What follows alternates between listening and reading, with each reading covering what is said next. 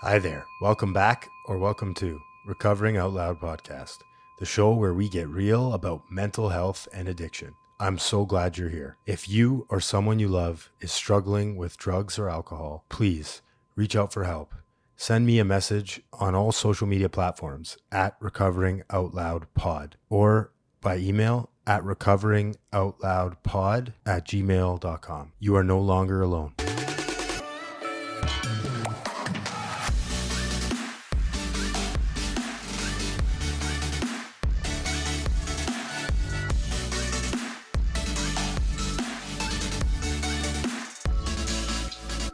Oh, Tom, my good friend Tom, welcome back to Recovering Out Loud, buddy. I'm so glad you came back and, I didn't scare you away the first time. So. No, man, I just worry I'm showing a bit too much chest. It's hot outside today. Chest here. Yeah. You bike everywhere, don't you? I bike everywhere. Sometimes I catch myself like on transit. Like, if you want to fix that, what do I do? Go like this? Yeah, it looks okay. Yeah, that's pretty good, right? Yeah. Sometimes I catch myself like on transit and I'm like, wow. It's kind of like a vacation for me. Yeah. Look at all these people. They do this every day. My legs aren't moving. Oh, This is kind of nice. The worst is when I decide, okay, I'm not going to ride my bike, and then I hop on a streetcar or something, and I'm sitting there and I see all the bikes going by, and I'm like, this is the worst mistake I've made all week. Yeah, I could be flying right now. Yeah, exactly. It drives me nuts. I do that a lot, yeah. It's a huge, I try and tell people early in recovery too. They're like, what should I do? I'm like, get a fucking bike, man. Because, I mean, first of all, like I got back into biking in my 20s. And it's exactly what it feels like when you're a kid. And I became a bike messenger because of it. I just fell in love with it. But also in early recovery, we're looking for any reason not to go to a meeting. And for me, when it's winter, transit, I'd be like, no, I'm not going. But like I will ride across town in a blizzard to a meeting. And that's like one of the high points of my week. Yeah, I've seen you do it too. Yeah. I ride all year. Yeah, absolutely. That's amazing. I mean, I live across town from Corktown. And the first like 2 months, I got sober in December.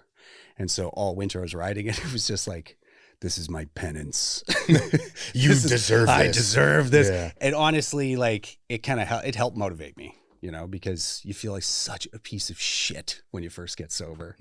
And those little things about trying to, show yourself that like, oh no, I'm capable of doing hard stuff once in a while, so. Anyways, thanks for having me. Yeah, of course, man. I even put on a shirt for you today. Nice. Me too. Seriously, I'm soaked. It's air conditioning here, but it's a toasty. Which wasn't always the case. We had one guy in here that it was not the guy was fixing the air conditioning. So I'm grateful for air conditioning today. Yeah. Oh God, I love it. I love air conditioning so much. I spent my first 4 or 5 summers in Toronto without air conditioning.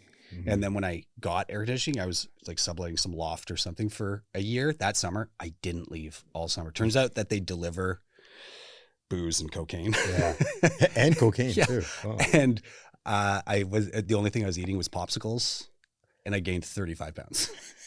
Not eating food. I wasn't eating food. I was just eating popsicles. Yeah, the sugar. Yeah. Fuck, it's baffling how you're not eating anything, but somehow you're like, I'm like, oh man, I'm like drug chic. And you look at yourself and you're like just puffed out. And just look like death. I was looking at a video of, I'm happy that I've taken a bunch of my videos of myself like in addiction. Yeah, that's because good. It's a good reminder of and to your point, it's like the first thing I noticed is like the bags under the eyes, right? And then the puffy face and just the despair in my eyes, right? Like you can just see it. I love it too, because I've looked at some of them and remembered, I thought I looked good in this photo. Yeah. And I'm so fat. I just actually posted to my sober channel, Practically Sober. Yeah. Check it out. Where it was like 3 weeks before I got sober, and I was on a plane and I had a broken shoulder. I was flying back from Florida, I think. And I remembered taking it and thinking, I look good in this. And when you see it, I'll send it to you. I look like a Temu version of myself. I don't look anything like me. Yeah. But to your point, it's like, I'm fine. Everything's fine. Yeah. Right? And then one of those drinking escapade injuries that we seem to accumulate in active addiction and alcoholism, broken shoulder. How'd you break your shoulder? I was staying on a boat. I was shooting a band, but it was at a rich musician's house down in Fort Lauderdale. And I showed up and was like, okay, what room am I in? They're like, oh, you're in the yacht parked out back. And I'm like, Fine, I'll take it. There's a bar in the yacht. And there's lots of steps in a boat. And I turned all the lights off and it just fell and dislocated my shoulder. Oh my God. And it cracked. And the first thing I thought was, I didn't get travel insurance. So in the US. I'm like, what do I do? What do I do? And it was out for a little bit. And I was like, I'm going to have to go to the airport and fly back to Canada with a dislocated shoulder. Oh my God. Because otherwise it's going to cost me like $30,000, $40,000 or something. And then I just grabbed a curtain rod and popped it back in. Oh. And I'm suffering, man. Like it hurts right now. To this day, you're still paying for it. Yeah, I'm going in for some free Canadian MRIs in 2 weeks. Yeah, so it's a beautiful thing living in this country. Oh, I love Canada. Yeah, I love it. Me too, man. Yeah. Some days I really have to remind myself that I have it pretty good. Yeah. Or when I'm talking to people about trying to get them into treatment and they're complaining about the free rehab that we have in the waiting lists. It's like, yeah, it sucks, but I mean, I'll wait. It's free. Yeah. I mean, I booked these MRIs, 2 months ago. That's fine. They're not, I got a hernia right now. It's fine. Yeah. You know, they're like, you can see it. It's right there. It's my little buddy.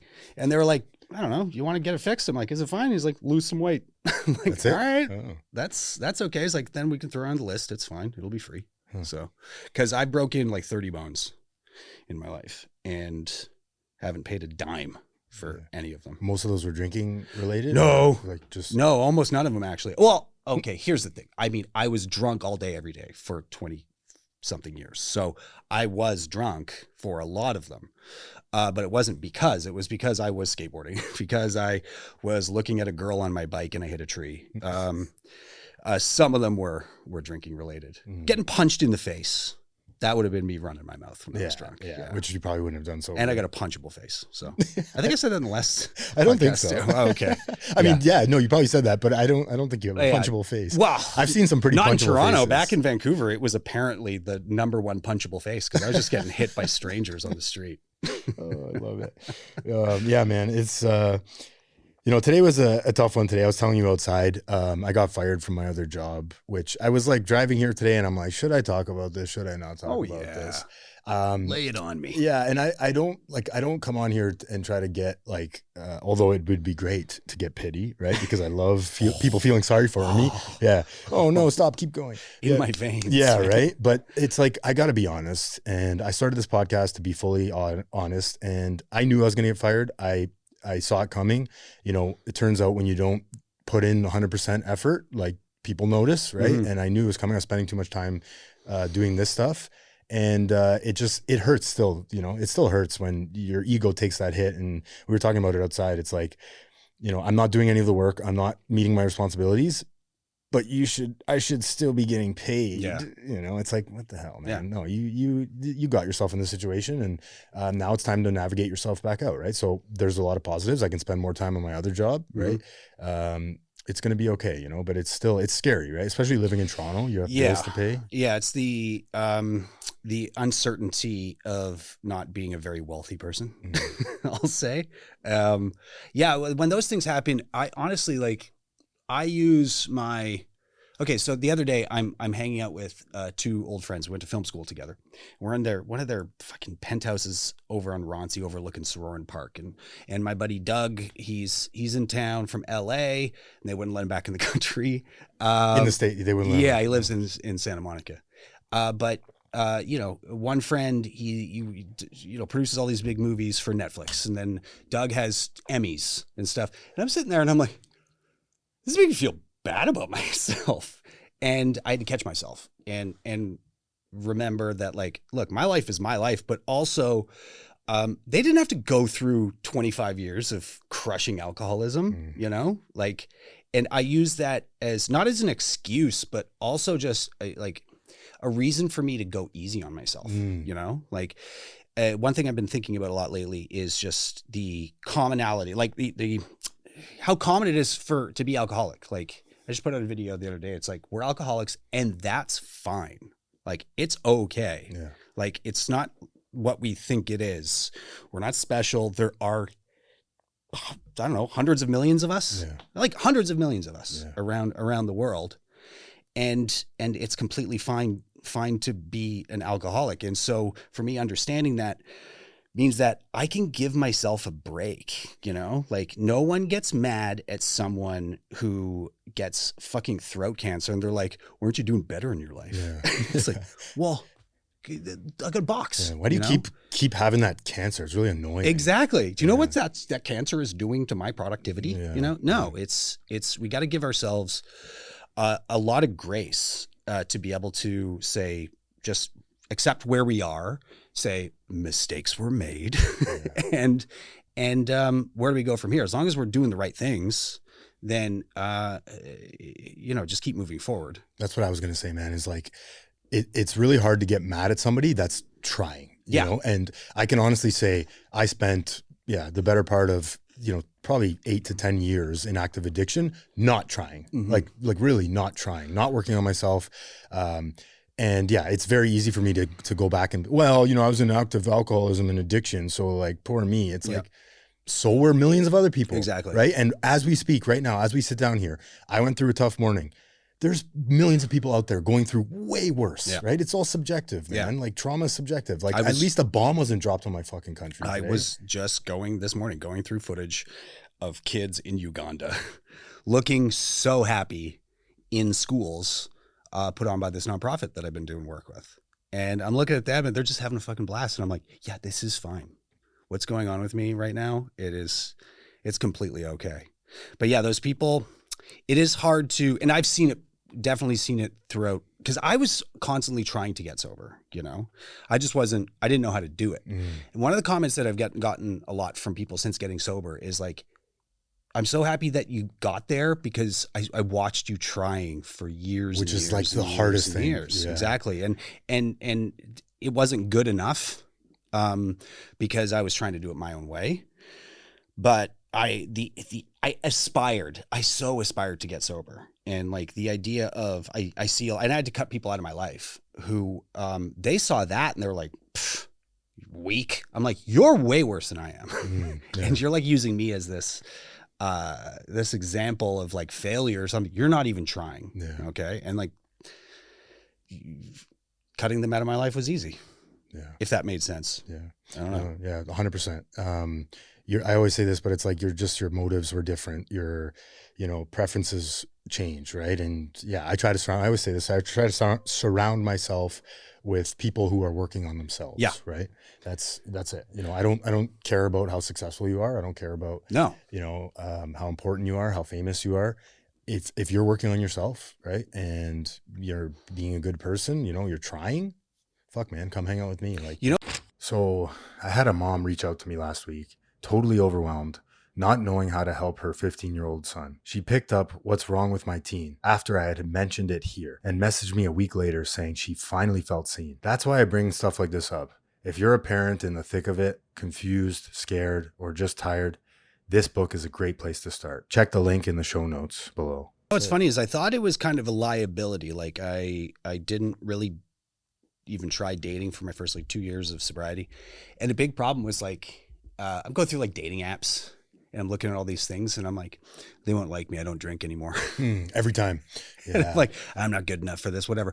And then I took a break and I came back and I went and I met this, now great girl that I've been seeing for a little bit.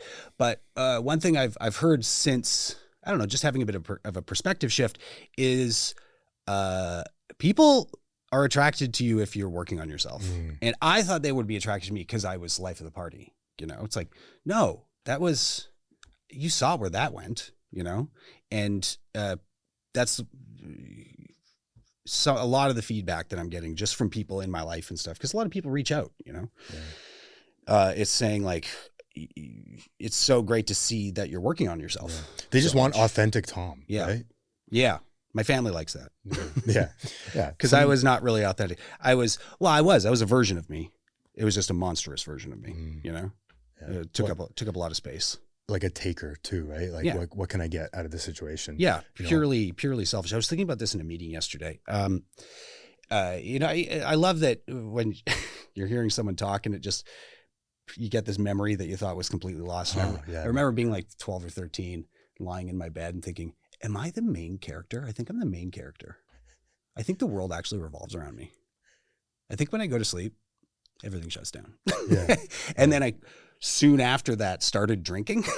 And it's like, oh, that kind of arrogance, like people grow out of that. You go into alcoholism where it's like, that is just selfishness bottled, you know, that what did not serve me well, you know, that self-importance carried on for the longest time. And it made me think about like when you have so much ego and you think you're so important in the world, that's so much work. That is so much work. Yeah. A lot of pressure too. So exactly. It's so much pressure, and getting sober and learning humility for the first time, almost 40 years old, was like true humility, you know? Humility is such a load off. It's acknowledging like, hey, I don't know what I'm doing here. Not just in recovery, like everything. Yeah. Being like, I don't know how to do this. Can you tell me how? Because for me, it got rid of this, like, I need to boost myself up so much and I'm so important. And I do have a job. Like I've been directing films and stuff, not great ones, but for a long time. And I always thought like, yeah, I have to play the part, you know, fake it till you make it, that you're the man and you know everything. And now I'm like, I want to go be a camera operator. Like I want to take lower roles now that 4 years ago, if someone told me that I'd be like going and working as a camera operator or something, I'd be like, well, my life failed. And now I'm like, I want to learn from other people. I want to see how everything works. I also want to have more fun too. Yeah. I don't need to be in control of things. I'm going to relinquish control to somebody else and say, hey boss, what do I do? And like, to me, that provides like a lot of freedom. And that's just one of the joys of, one of the gifts of sobriety, you know? Is that not recovery in a nutshell? Hey, absolutely. Like, it's a great metaphor, you know? I don't know what I'm doing. Hey boss, higher power, God, you know, even, you know, mentor, sponsor, just people in the fucking program, people doing it with more time than me. Yeah. People who have what you want. Exactly. That's basically it. I mean, that's one thing I try and tell younger people is simple. Like, and I've got a sponsee now. It's like, he couldn't quite get it. And then we met and I hope this doesn't sound arrogant, but he was like, you're cool. He's like, I want what you have. And I was like, gotcha. I fucking got you, man. Because then right away he was like, tell me what to do.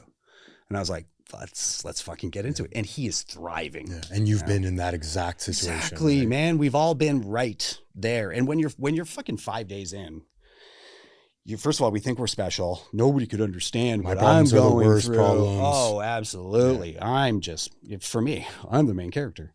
And everybody's just a bunch of guys sitting back. We're like, have a seat, really, buddy? Yeah. Have a coffee. Yeah. Have a seat. Tell us your story. You're like, well, you guys wouldn't get it. Be like, pretty sure everybody in this room gets it. Try us. Yeah. I was listening to a guy, he's a scientist down in the States, in a meeting the other day, and he was telling his story, and he's like a nuclear physicist. And his life was so different from mine. But every time he came to this inflection point in his life and he made a certain choice, like the alcoholic choice, I was like, I would have made the same choice. Like I associated so closely with his thought processes. And that made me so happy about like, this is the commonality with everybody, you know? We all come from completely different paths, but we have the same coding. You know, absolutely. Like you hear someone who's like, well, yeah, I was robbing banks, then I ended up in jail, and I got out, I had to do a heist. I'm like, I couldn't be more different, but I get it. I totally understand that thought process. When you hear the why behind it. Exactly. Right? The why, the motivation. Yeah. Do you have an example of something that comes to your mind when, you know, the alcoholic choice? I love that. I've never, you know, I haven't heard it said like that. You know, I come to a point in my life, I'm drinking, I'm drugging, I'm pissing people off, I'm stealing, I'm cheating, I'm lying. What does an alcoholic choice look like? Fuck it. That's it.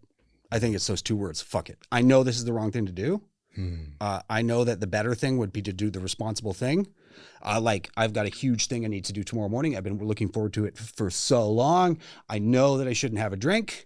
Fuck it. Fuck it. It's going to be different this time. And it's never different any time at all. And then you just ruin it. I just had a birthday a few days ago, 2 days ago. And I was at a meeting last night and I ran into an old sponsor and I was just saying, oh, this is like a perfect day. He was like, what would it have looked like if you were drinking? I said, well, I wouldn't have slept yet. I would still be up. And also, no, I would have drank the night before and then ruined the whole thing. I would have had to cancel all the plans that were made for me by friends who love me, you know? Yeah. Like, and the two guys I was with, they're like, yeah, me too. Like, that's the alcoholic choice, you know, ruining your birthdays, ruining other people's birthdays. And then the worst thing is we make it through by the skin of our teeth. We don't create a really bad problem, you know? And then at the end of the day, we're like, fucking did that. And we're like, now I know I can do that. So I'm going to do it again. You know, that's how I always looked at things, was like, if I made it through, If I didn't die and I made it to my bed at some point, and I think I got through relatively unscathed, it's like I use that to level up my debauchery.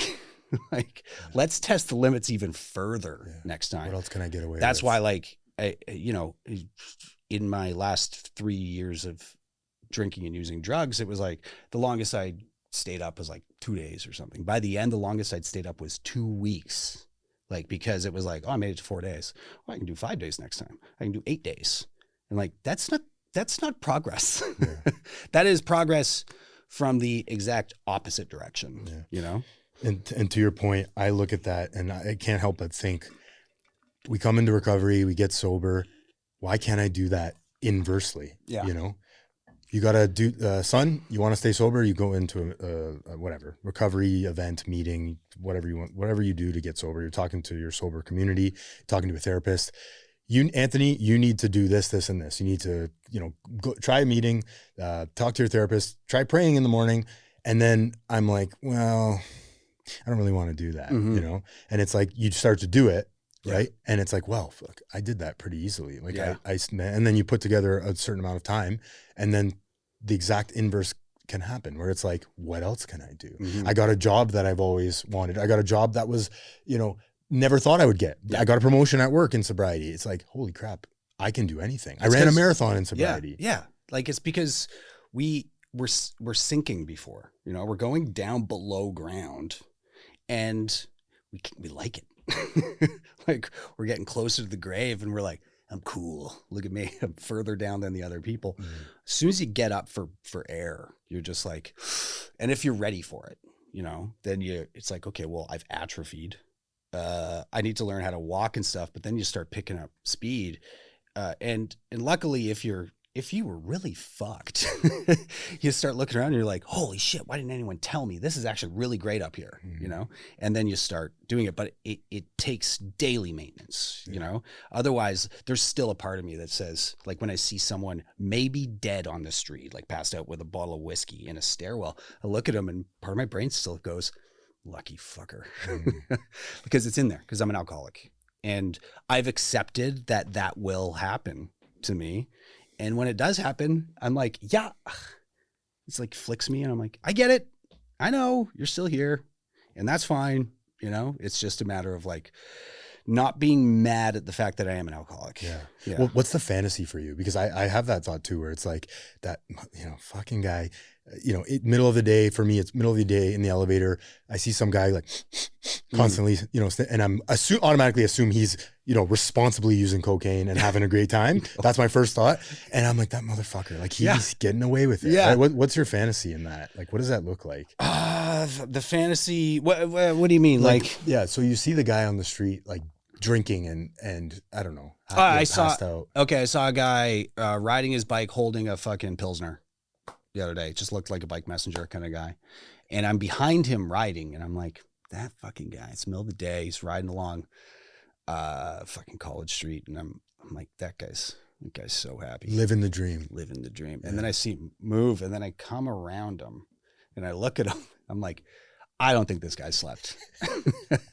This guy he looks miserable, but in my head, I'm like, lucky miserle fuck. Yeah. You know, it just happens to me. You know, it did when I was out, you know, with friends on my birthday. It's like a guy, he got my friend, he got a rosé, and I'm like, I'm at there's people drinking all around me, you know, and I don't want the alcohol. I want the freedom to be able to drink the alcohol. Yeah. That's what I crave. And that's my alcoholism saying, maybe you can. And I have to always remind myself, like, no, I can't. You know, I just, like, if I'm allergic to bees, I'm not going to eat bees or honey. You know? I'm not gonna be like, oh, I just got some fresh bees. Let's make them angry, and This is then a open different up brand. and stick it on my face. You know, It's a different brand of bees. Yeah, exactly. This one won't hurt me. yeah, I know. No, it's newbies. Yeah. Yeah. These bees are different. I keep hearing this ad for this thing. It's like it's on all over, politics podcasts, anyways. Freaking what's it called? Pod Save America and stuff, and Bulwark. It's this pill that some fucking MIT, I don't know, scientists figured out. That gets rid of the enzymes that make you hungover. So you take it before you drink, and apparently it's great. And I always go back to just like, well, that's why I stopped drinking. Was it? I mean, I was just hungover all the time. Maybe I could try this. Maybe just based on a feeling and an ad, I'll throw my life away. Yeah. And you know what it wouldn't do? Work. It wouldn't work, man, because that's for normal people. That's for people that have 2 or 3 drinks. Yeah. Or 2 or 3 hangovers a year or a exactly. month. They're like, well, I went out and I had 3 martinis and, it was a rough night. And exactly. And I'd be like, what's a martini? Yeah. I'd be like, I don't have a martini. I drink a box of wine. Martini takes too long to make. Fuck that. Fucking hose into my mouth. That like this 4 years ago, that backpack, there would be a box of white wine. Yeah. And by the end of the day, it'd be gone because I was responsible. By responsible, I mean, have all the booze on me at all times. Yeah. You were prepared. Of course I was prepared. I have never produced anything in my life as well as my alcoholism. Like there was never a time when I would run out of anything. Like I used to set 3 alarms on my phone, say on a Friday night, because I'd be with friends.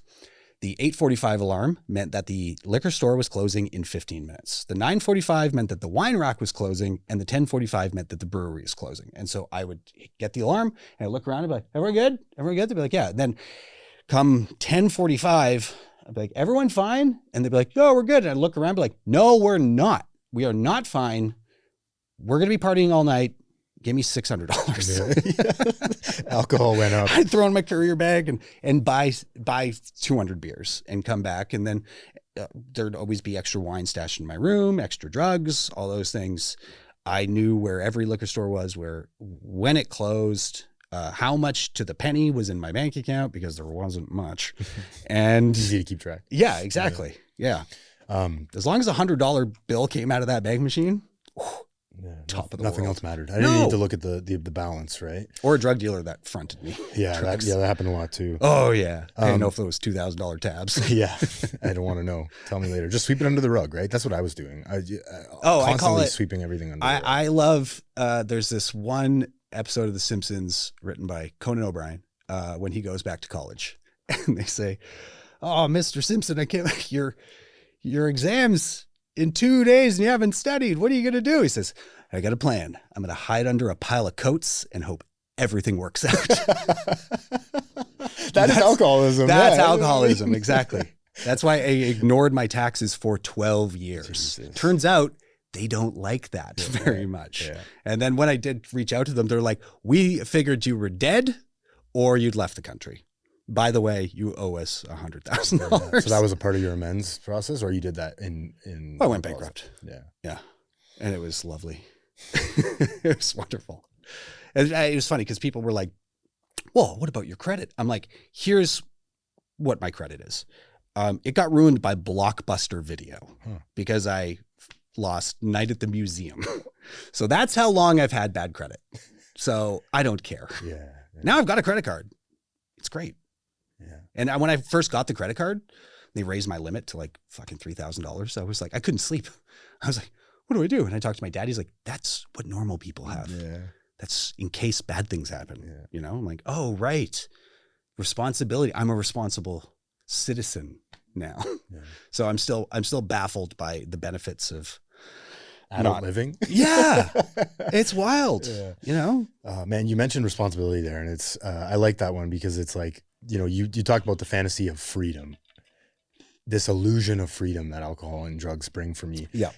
For me, It's a misnomer. Yeah, 100%. It's lack of responsibility, right? Like essentially. Yeah. That's what I miss the most is like, I don't want to wake up and be an adult today. I don't want to deal with all that stuff out there. I just want to fucking please Anthony. Yeah. I want to be a child. Yeah. Yeah. My whole first year, and I still worry about this. It's the stupidest shit. My whole first year, I told myself, you're allowed to drink if you win a lottery more than $10 million. So I'm playing the lottery every week, getting a lottery ticket. And I'm like, please don't win. Yeah. And like, that is one thing that like me now, I've got over 2.5 years of sobriety. Nice, man. Awesome. Might make me relapse as if I got this massive windfall of money. You know, I've even planned it out.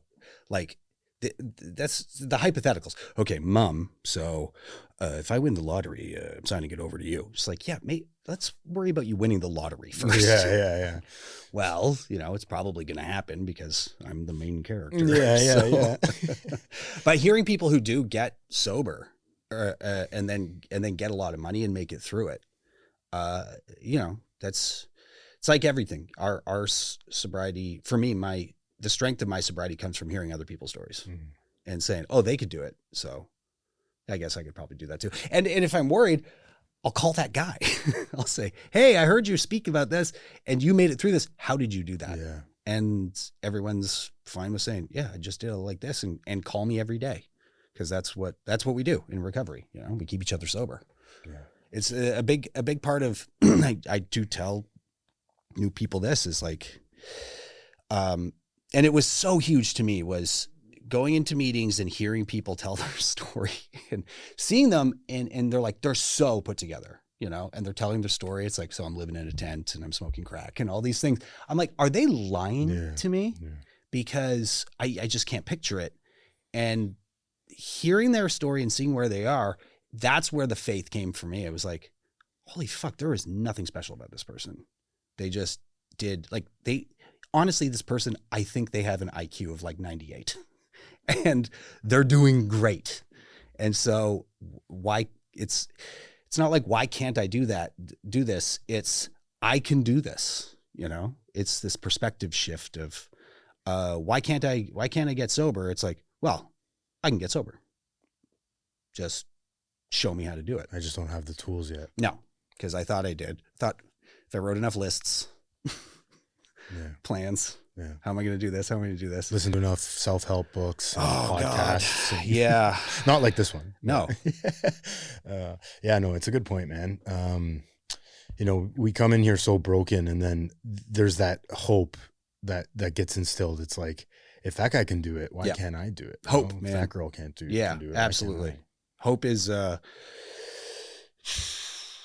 know, fucking Andy Dufresne got out of Shawshank, you know? Wait, that was about alcoholism, wasn't it? Stephen King. I'm embarrassed, but I haven't seen it in a while. Yeah. I gotta go get busy living or get busy dying. Yeah. And Stephen King, when he wrote that, he's an alcoholic. Yeah, that's right. Yeah. Oh, nice. Yeah. You haven't seen that in a long time? It's been a while. Yeah. I love Stephen King though. I've read a lot of his books. I haven't read any of his books. Yeah. I'm not. You have ADHD, right? Or yeah. I just popped Vyvanse before I came.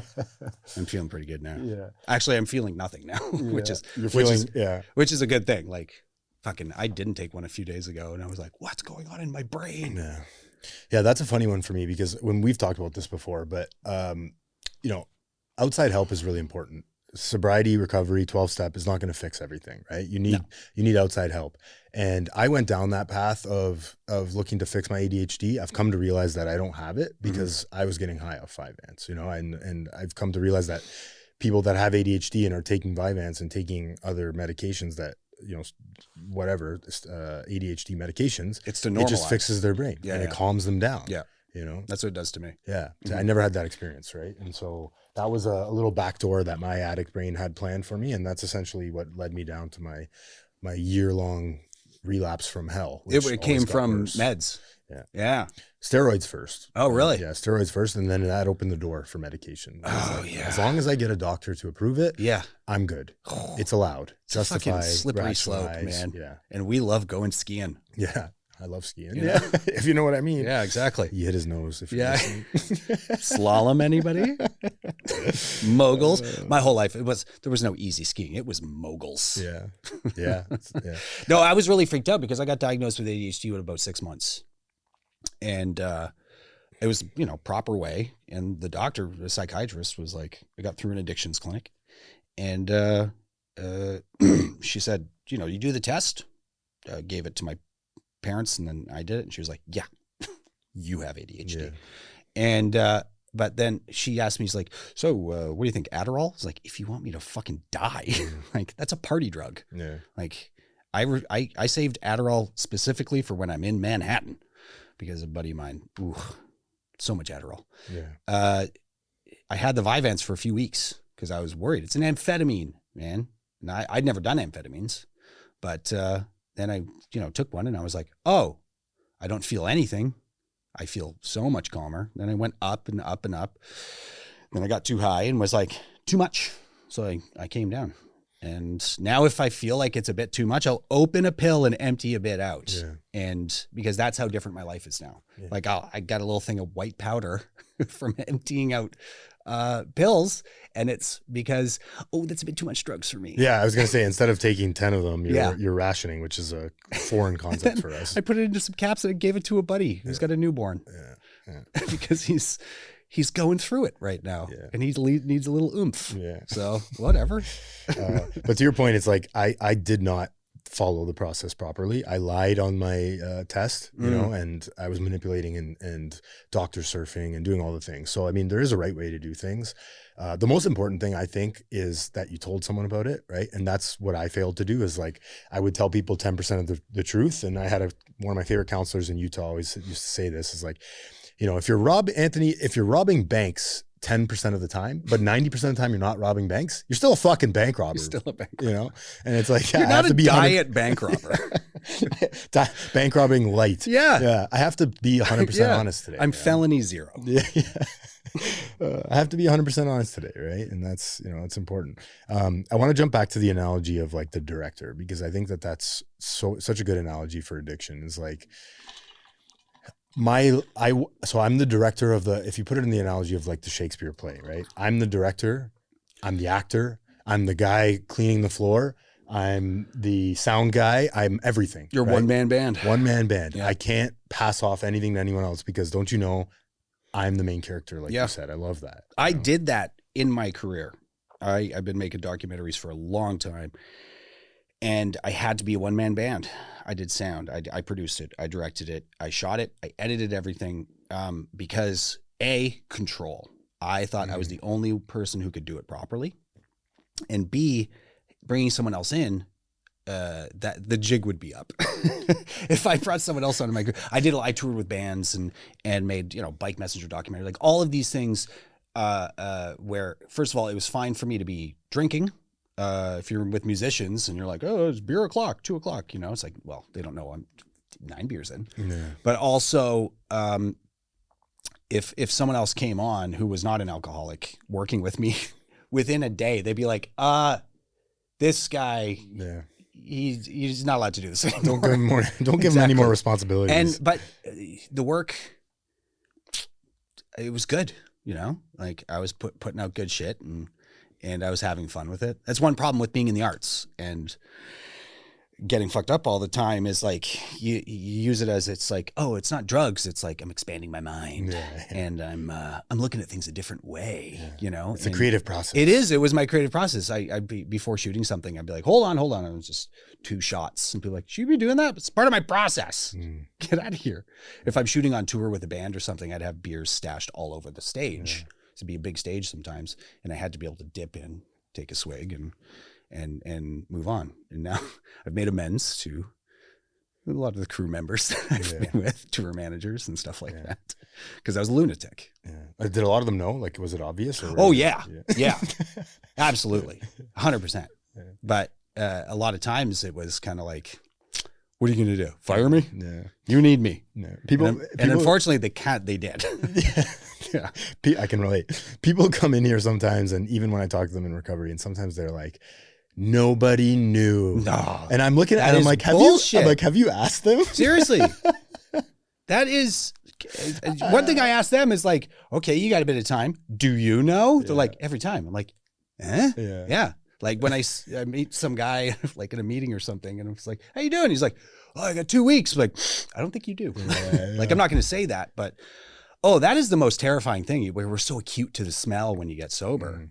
I don't know if regular people are, but if regular people are, I wasn't fooling anybody. Nobody. I thought point. Because I was drinking a vodka Rockstar, like just smelled like Rockstar. No, vodka. I smelled like vodka. If anything, it's even worse. Yeah. Those two. I remember the day in high school when I discovered that if I wash my hands and I put Visine in, nobody could know I'm high. Because I was high in school, 24, like every class. Yeah. And that was one of the most dangerous like revelations of my life. It was like, okay, because think of how much time and energy you put into maintaining. Yeah. Like, God, that I didn't realize that I was about 8 or 9 months sober and I had that realization. And it was like, that is one of the reasons I've got so much extra space in my head. You get rid of these things that are such a huge part of your daily life.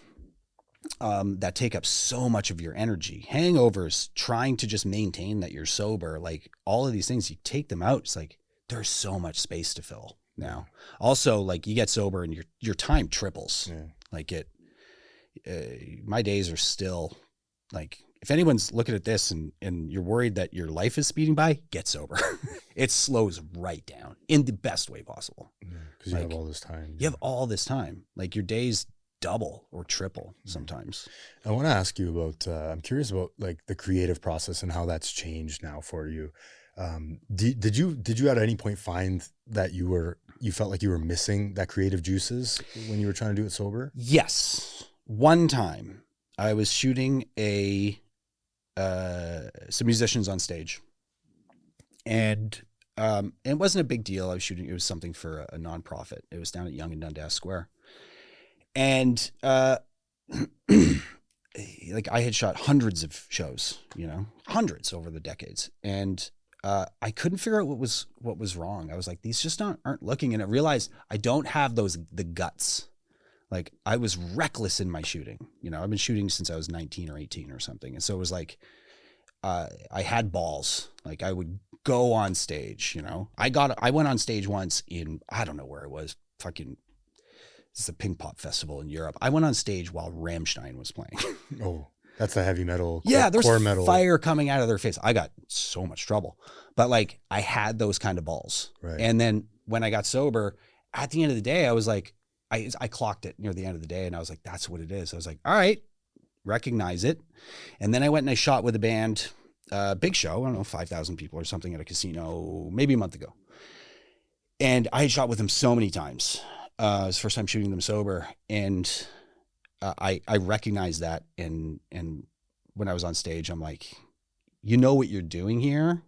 Overcome that fear. Yeah. And I went in and I was like, that's the best fucking show I've ever done. Because, and I was worried about this for a while, was my reckless courage about shooting stuff, throwing myself into things, like we try to conquer our fears so much in recovery, but like it's almost like, I don't know, it's hard to explain. Like, yeah, it's just one of those. I feel like you're just overall it's a net gain. 100%. I just feel like you're more responsible. Like you don't take the risks, right? Exactly, because you're like, it's not worth it. Yeah, the reward's not worth the risk. Whereas like there are some things in life where risks are good, like reckless, like a lot of the things I've made could not be made by a responsible person. Yeah. They just, like I made a whole film about bike messengers. I was drunk on the back of a dirt bike flying through traffic, Jesus, like just reckless stuff. And I would have been too scared to do that sober, for good reason. Yeah. I mean, some of the films where I'm putting myself into a group of people or something that are like dangerous, and I'm going in with a camera and trying to put people at ease. It's like, I wouldn't I was reckless in my 20s or 30s or something. And like, there's no way I would have done that sober. No way. I'd say, hey, look at me. I'm drunk. Let's go. You know, and that got me a lot of access because documentary films access. Anyways, we're talking about my work. What are we doing?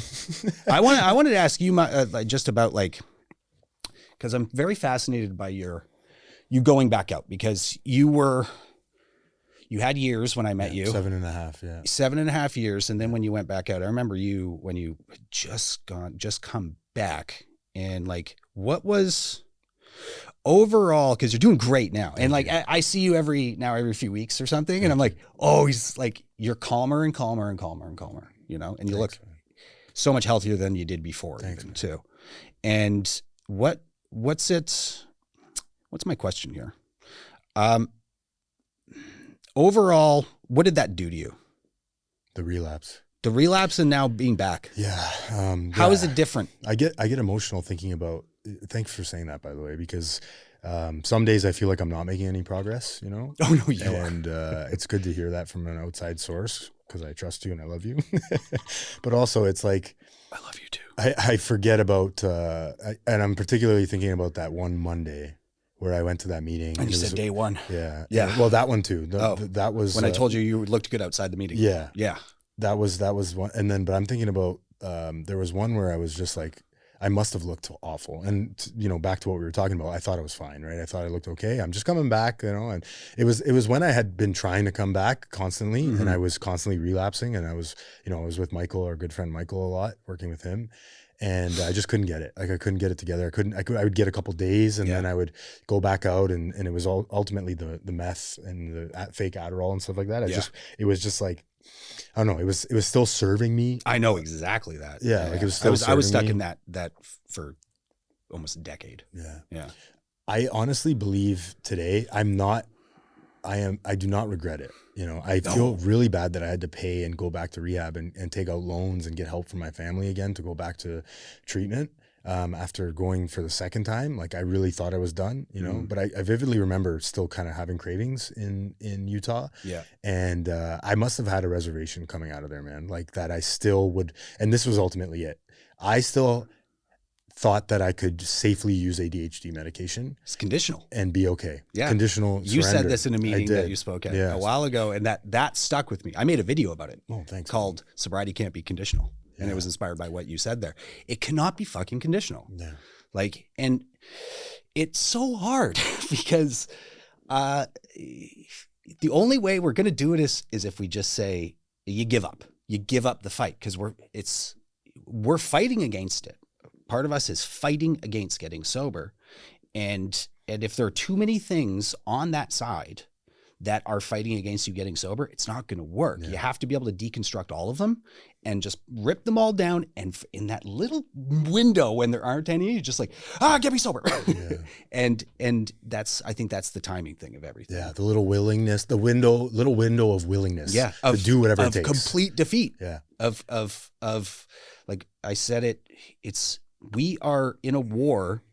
We're soldiers in a war that we are not trained for, you know, and we think we can do it ourselves. Like we didn't go to basic training. We didn't do any of these fucking things and we're trying to fight it ourselves. Like it's like me going up and like saying, yeah, I could pitch for the Blue Jays.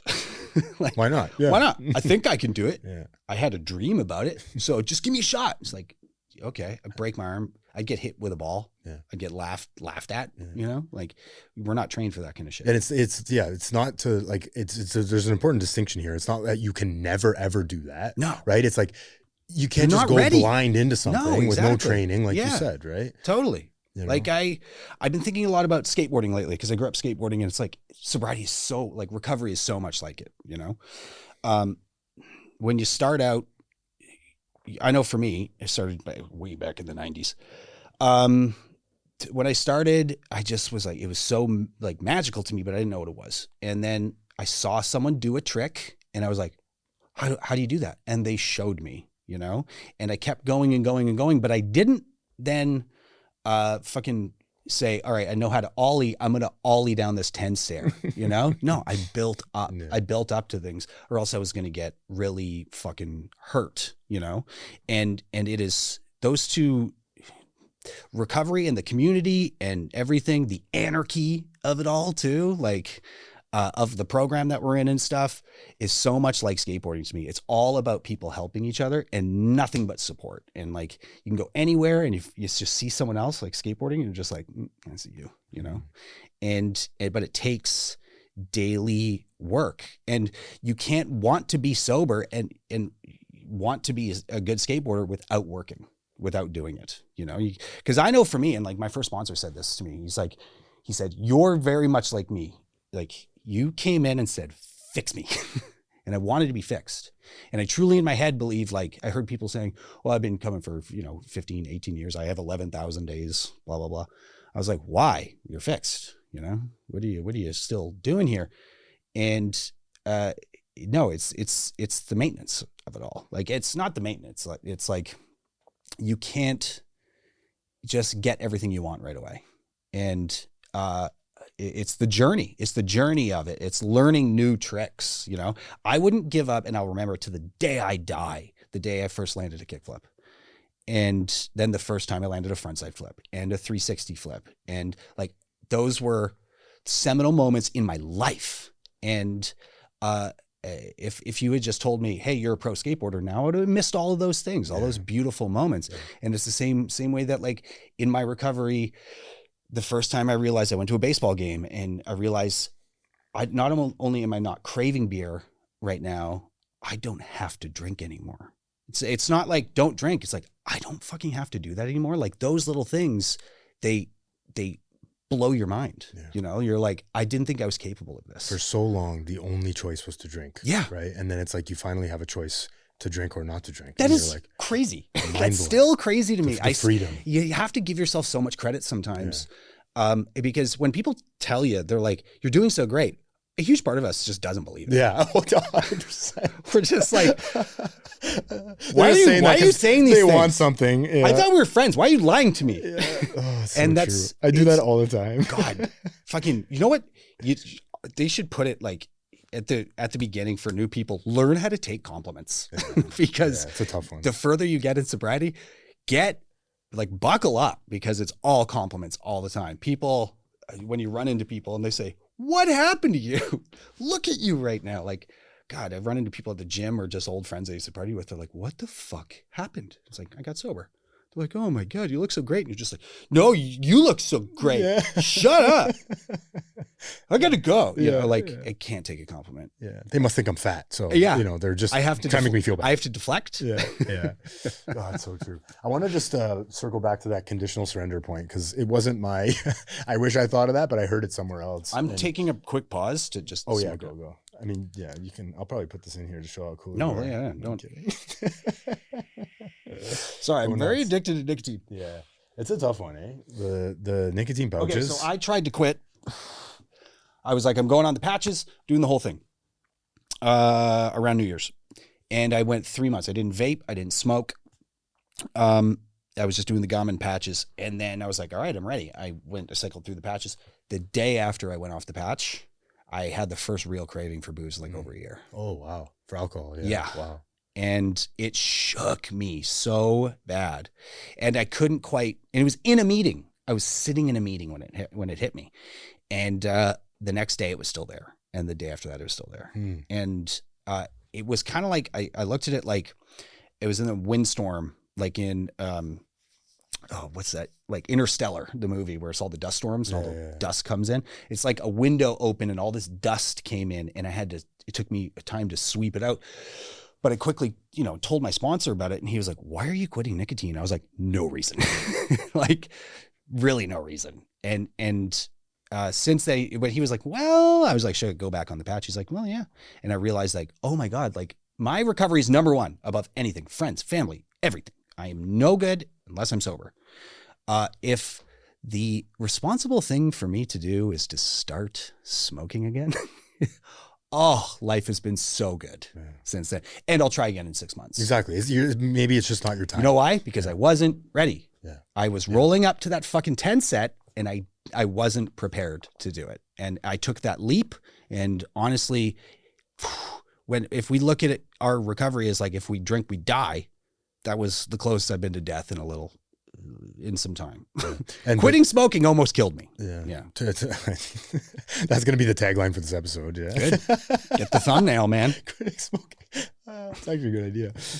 But to your point, it's like, yeah, you weren't ready yet. And, but what I liked about that story is you did the most important thing and you told somebody about it. Yeah. And I always reiterate on here to do that, because that's the biggest mistake I made, man, was, again, back to that 10. I'm going to show you 90% of the truth, Tom, but not this little fucking fire back here. Yeah. I feel like drinking. I feel like drinking. I feel like drinking. I feel like drinking. I'm drunk. Yeah. Right. Because I'm not telling anyone about it. I'm not telling on myself.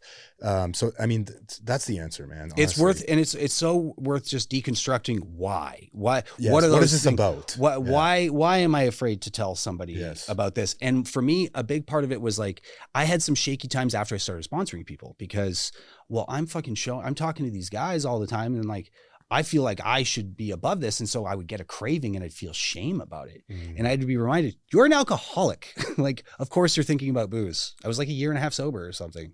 Of course it popped up once in a while. And it was just about telling my sponsor.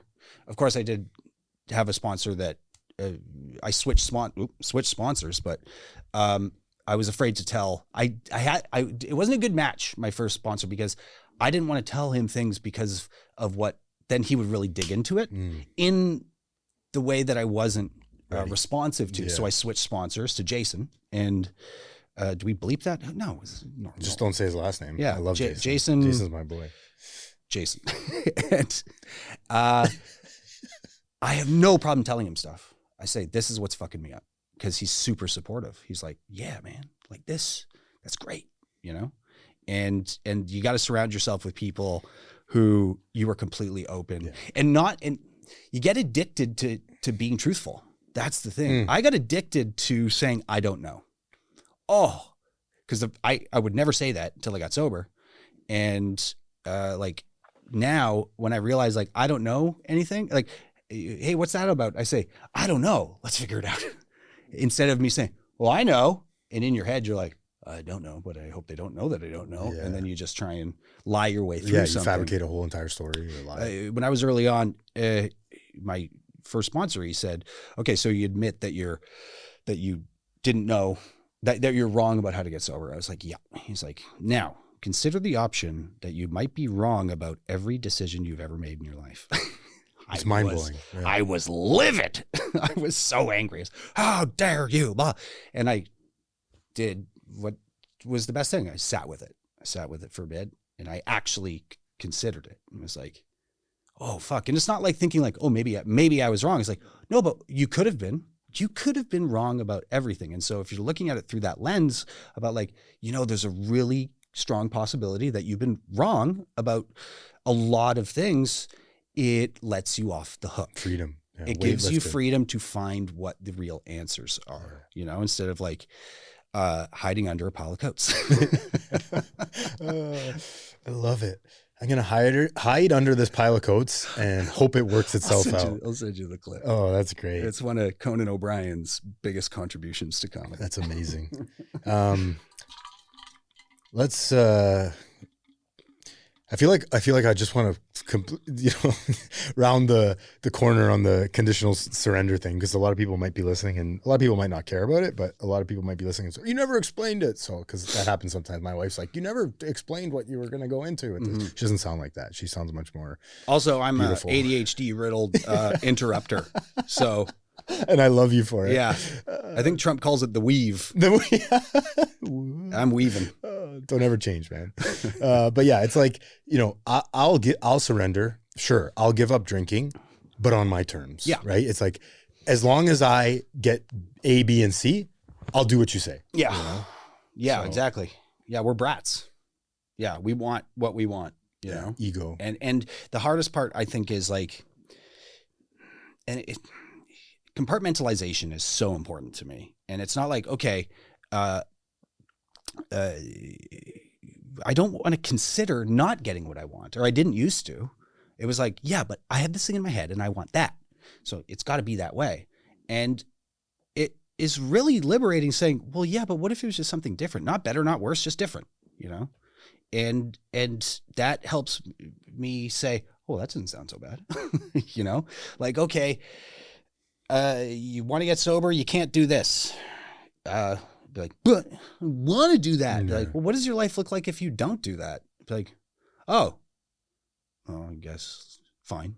I never even thought about it. Exactly. That's your point. You know, it's, there are certain, you just gotta change perspectives. And like getting sober, once you get a little bit of time, you're able to take a step back. And getting sober is the hardest thing because you're tunnel vision, you know, like you can't consider options. There are no, we are fucking, something happens, we react. Like we're not us, right? And so we can't deviate. We can't deviate from what we think is right and then therefore know is right, you know? And once you get a bit of sobriety, you take that leap and you get a bit of sobriety, then, and you start opening up to like, and have people surrounding you asking questions like, well, what would that look like if it wasn't exactly what you wanted? Right. And actually being receptive and saying, oh, well, it might look like this. And then them saying, well, is that bad? You say, no, it might actually be better. Yeah, exactly. And because we're alcoholics. Our alcoholic brains, they're going to put us one direction. We have to be surrounded by other people to help basically workshop our lives with us. Yeah. You know? Yeah. Just pivot, right? Yeah. Pivot perspectives. And it's hard as men. It is hard as guys. Like sure. Especially I think I'm like, what? It's 6-7 years older than you. What years did you graduate high school? 2010. 2010. Yeah, I'm 9 years older than you. Yeah. Growing up in the 80s and 90s, it wasn't like pull yourself up by your bootstraps. It was figure it out. Yeah, rub some dirt on it. Figure it out, man. Stop bugging me with this. Figure it out yourself. Yeah. Bosses were like that. Parents were like that. Everybody was like that, you know? And now it's like, that's why I love men's groups. Being surrounded by guys who are just like, none of us know what we're doing, you know? But if we all put our dumbass heads together, we might be able to figure this out. Come sit with us and we'll try and figure it out together. And we're going to make fun of each other while we're doing this. Yeah. There's going to be a lot of ribbing and stuff. Yeah. And don't get overly sensitive. But also you can be as sensitive as you want and in men's meetings. Yeah. But at the end of the day, we're going to come to a solution together. Exactly. Yeah. Together. Totally. Right? Yeah. Let's end with this, Tom, because I always end the podcast with this. But if you could say something to someone struggling right now with alcoholism, drug use, doesn't know if they want to get sober, is thinking about it, drinking's starting to cause some problems in their life, what would you say, sir? Oh, that's a good question. I'd say if you know that you're going to need to get sober. I don't know. This is tough. I try not to be preachy. Here we go. It's not as hard as I thought it was going to be. I had put it on this pedestal. This is going to be the hardest thing I ever fucking did in my life. Because I was trying to do it by myself, and it was, it was clearly the hardest thing. I'd failed all the time. When I went to some meetings and was like, I looked at it like everything else in my life. If I don't know how to do something, I ask somebody, hey, how do I do this? You know, cameras, lighting, skateboarding, hockey, fucking bikes, anything. I say, hey, that's cool. How do I do that? Yeah. Apply that to your sobriety. If you don't know how to do something, ask somebody and just buy in. It's scary as fuck, man. It is so scary at the beginning, just like throwing yourself into it. But like anything else you're passionate about, when you throw yourself into it, you're like, this is fucking fun, man. Just throw yourself into sobriety. Like everything else, every skill set that we have, that we throw ourselves into and we get good at, we're like, fucking, I'm proud of this. But like sobriety, that's not a skill set. That's every skill set, you know? Like there is a better version of you inside. Like Jason said to me, he's like, it's recovery. We're recovering ourselves. We're recovering the old version of ourselves. And there's a lot of shit on there.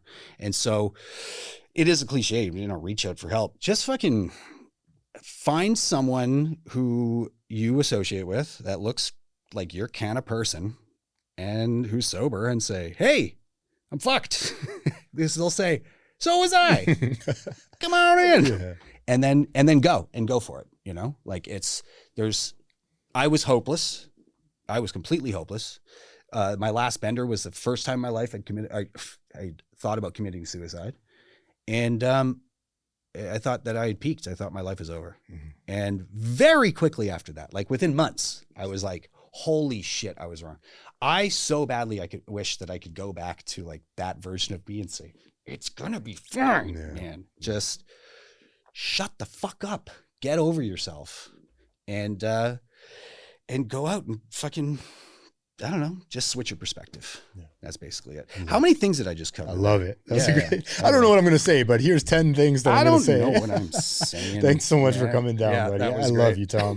I appreciate you, buddy. I'll come back anytime. Yeah, and we'll have you. All right. Thanks for listening. Please help us grow the channel and like, share, and subscribe for more content. The discussions and stories shared on this podcast are for informational and motivational purposes only. This content is not a substitute for professional medical advice, addiction treatment, or therapy. If you or someone you know is struggling with addiction, please consult a licensed physician, addiction specialist, or mental health professional. You are no longer alone.